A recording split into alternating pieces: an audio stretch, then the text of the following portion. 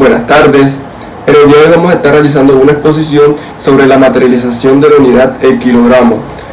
Mi grupo está conformado por Melissa Camargo, Andrés Castellón, José Pulgar y mi persona Carlos Yepes, pertenecientes al grupo Metrología 1A de la Universidad del Atlántico. Un poco sobre la historia de las unidades. La forma en la que se han determinado las unidades base de longitud ha cambiado mucho con el tiempo. Hace mucho tiempo, la base de referencia era el cuerpo humano. Por ejemplo, el codo era una unidad que indicaba la longitud desde el codo hasta la punta de los dedos. Esta unidad fue utilizada en culturas antiguas en Mesopotamia, Egipto y Roma. La longitud variaba de una región a otra, variando de 450 a 500 milímetros. Los estudios han demostrado que las pirámides de Egipto, conocidas por su construcción precisa, se construyeron con dos tipos de codo, uno largo y otro corto. Se dice que la medida estándar de longitud en esta época era el cuerpo del gobernante del país o de algún otro individuo poderoso. Incluso hoy en día, las unidades de longitud basadas en el cuerpo humano se utilizan en países como los Estados Unidos, como la yarda, el pie y la pulgada. Usando la Tierra como referencia, las unidades de longitud basadas en el cuerpo humano se utilizaron durante miles de años. Esto continuó hasta que se produjo un cambio importante hace unos 200 años. A medida que la era del descubrimiento llegó a su fin y la industria creció principalmente en Europa Occidental, se hizo necesario unificar unidades de longitud a escala global. En el siglo XVII se llevaron a cabo discusiones en Europa sobre la unificación de las unidades. Después de un siglo de discusiones, Francia propuso la unidad del metro, que significa medir en griego, en 1791. La referencia en este momento era la distancia del meridiano, desde el polo norte hasta el ecuador. Se estableció un metro como 1 sobre 10 millones de esta distancia.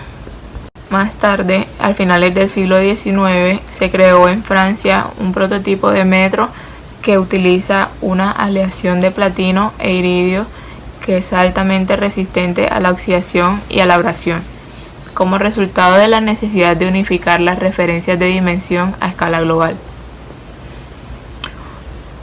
Usando la velocidad de la luz como referencia. Desde el inicio se entendió que una unidad que utiliza la Tierra como referencia era difícil de aplicar para la medición. También surgieron problemas con respecto a los errores durante la creación y el deterioro con el tiempo del medidor prototipo. Esto llevó a discusiones sobre la creación de una nueva referencia. Durante la Conferencia General sobre Pesos y Medidas celebrada en 1960, la unidad de un metro se definió de acuerdo con la longitud de volta de la luz naranja emitida desde el elemento Krypton 86 en el vacío. En 1983, gracias a los avances en la tecnología láser, la longitud de un metro se definió en función de la velocidad de la luz y el tiempo. Hoy en día, un metro se define como la distancia que la luz recorre en el vacío, en 1 sobre 299.792.458 segundos. Desde el comienzo de la humanidad se ha sabido que se han realizado intercambios, ya sea para obtener alimentos, bebidas o cualquier tipo de material necesitado en su momento. Estos intercambios se hacían tipo trueque, donde se comparaba el peso de los objetos para realizar el intercambio. Pero en su medida en Mesopotamia, para que estos intercambios fueran un poco más justos, se inventaron el primer sistema de pesas y medidas. Pero al esto no garantizar nada, y con la revolución industrial agudizando la situación, en 1875 se establecieron las unidades, parámetros e instrumentos para comparar las medidas, la masa. Pero fue hasta la convención del metro donde se estableció el kilogramo como unidad para el sistema internacional, y donde este era un objeto cilíndrico de 39 milímetros de diámetro, compuesto de 90% de platino y 10% de iridio. Y estas medidas se utilizaron así para que este peso fuera el mismo que 1000 centímetros cúbicos de agua a 4 grados centígrados. Bueno, ahora hablaremos del Sistema Internacional de Unidades. La observación de un fenómeno es en general incompleta, a menos a que dé lugar una información cuantitativa.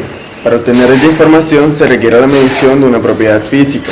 Así, la medición constituye una buena parte de la rutina del diario físico experimental. El sistema legal de unidades de medida obligatorio en España es el sistema métrico decimal de 7 unidades básicas, denominado el Sistema Internacional de Unidades, adoptado por la Conferencia General de Pesas y Medidas, la cual es vigente en la Comunidad Económica Europea.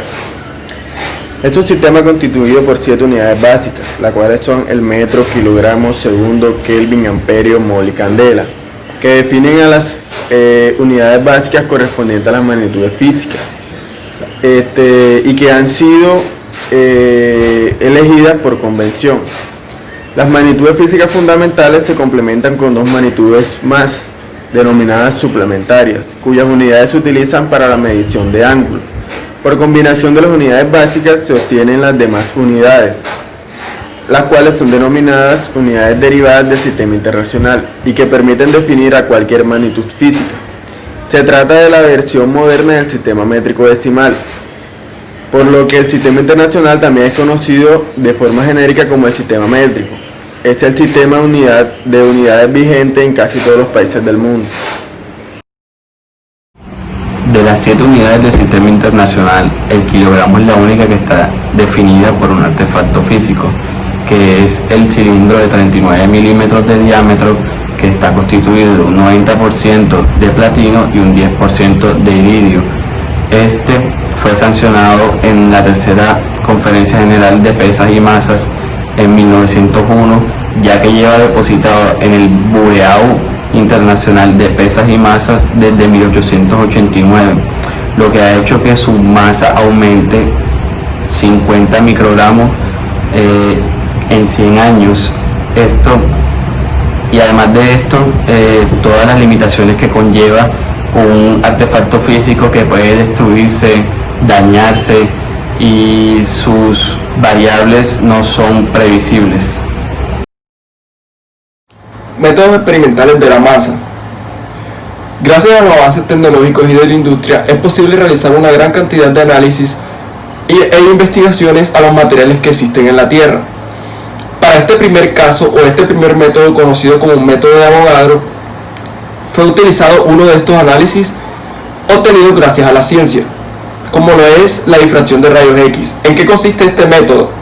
Antes que nada, este método está basado en el hecho o la idea clásica de que la masa de una sustancia puede ser representada o puede ser dada en función de la cantidad de partículas o de entidades fundamentales que hay presentes en esta. Dicho esto, este análisis consiste básicamente en tomar una esfera de silicio llevada a un punto ultra puro, en donde existieran la menor cantidad de imperfecciones posibles, y luego calcular el parámetro de red de esta esfera. Luego de esto era relacionada directamente con la constante de Avogadro. ¿Cómo así?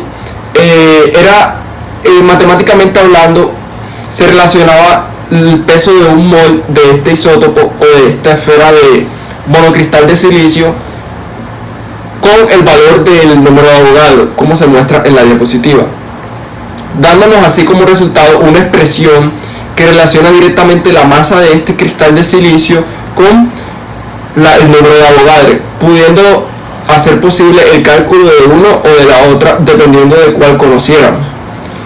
Este método representaba algunos problemas, por eso no fue tan aceptado como el método que veremos a continuación. No fue tan aceptado porque ningún material en estado puro es totalmente o un 100% puro. Siempre va a tener efectos o defectos, como las tensiones producidas por el tratamiento previo del material o las dislocaciones presentes en las estructuras cristalinas del material. Método de la balanza de Kilburn. Este método ha sido el más aceptado actualmente, incluso fue el método que llevó a redefinir el kilogramo. Consiste en un instrumento de precisión metodológico creado específicamente para calcular la masa. ¿Cómo lo hace posible? Este instrumento lo que hace es relacionar la fuerza de una corriente y de un voltaje con una constante fundamental o constantes fundamentales, en este caso la constante de Planck. ¿Cómo lo hace posible? ¿Cómo es el proceso? Básicamente, de un lado de la balanza de un extremo se coloca la masa a calcular, y del otro lado de un extremo existe una bobina que genera una fuerza electromotriz que compensa el peso generado por la masa en el otro extremo de la balanza, y este peso es relacionado directamente con el voltaje y la corriente que circula por la bobina. Luego, utilizando cálculos matemáticos, es posible llevar todos estos resultados a una expresión de masa que dependa directamente de la constante de Planck.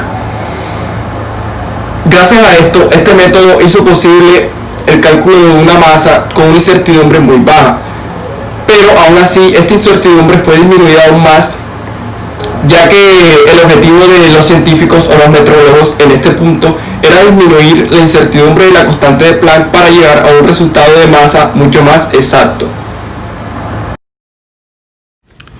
Para finalizar, les hablaré sobre la redefinición del kilogramo. En la mayor revisión del Sistema Internacional de Unidades desde 1865, los Estados miembros de la Conferencia General de Pesos y Medidas han votado a favor de redefinir 4 unidades básicas, entre ellos el kilogramo.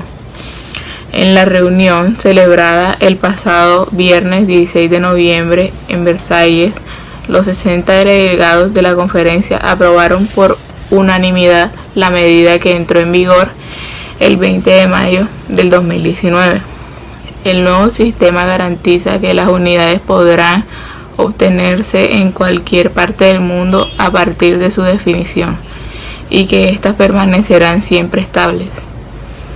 El voto supone la coronación de décadas de trabajo y representa todo un triunfo para los metrólogos, y significa también que el gran K, el antiguo cilindro de metal del tamaño de la palma de la mano, que ha servido para definir el kilogramo desde 1889.